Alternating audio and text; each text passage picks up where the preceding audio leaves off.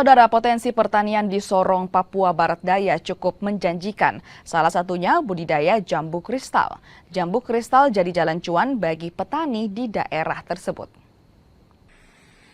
Budidaya jambu kristal yang dilakukan Aik, seorang petani di Sorong, Papua Barat Daya ini, sudah mulai sejak 2019.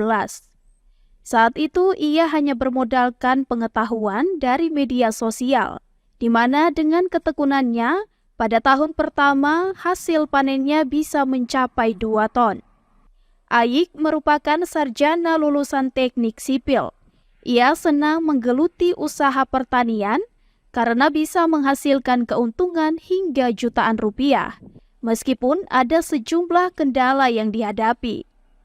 Namun hal tersebut tidak mematahkan semangatnya untuk terus kembangkan pertanian jambu kristal hingga sukses saat ini. Pemasaran jambu kristal milik Aik sudah sampai di luar daerah, seperti Sorong Selatan, Maibrat, dan Bintuni. Ia juga melayani penjualan enceran dengan harga Rp35.000 per kilogram. Jika dihitung-hitung, keuntungannya berkisar Rp35 juta per bulannya.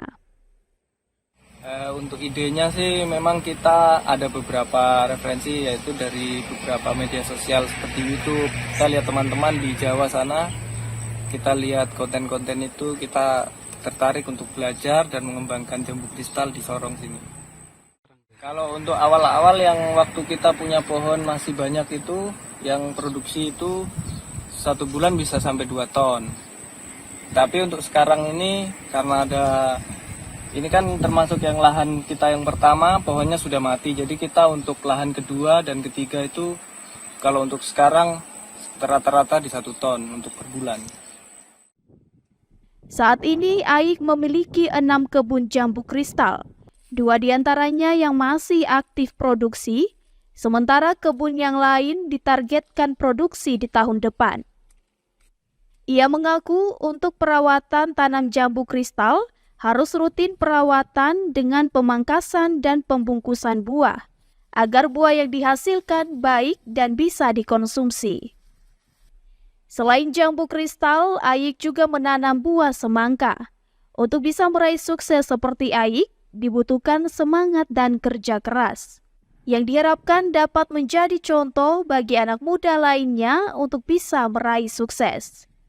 Rabinia Rangga, Kompas TV, Sorong, Papua Barat Daya. Dan saudara, informasi tadi juga sekaligus menutup perjumpaan kita di Kompas Sulsel edisi kali ini. Saya Linda Wirawan bersama dengan segenap kru yang bertugas mengucapkan terima kasih. Selamat pagi, selamat beraktivitas, dan sampai jumpa.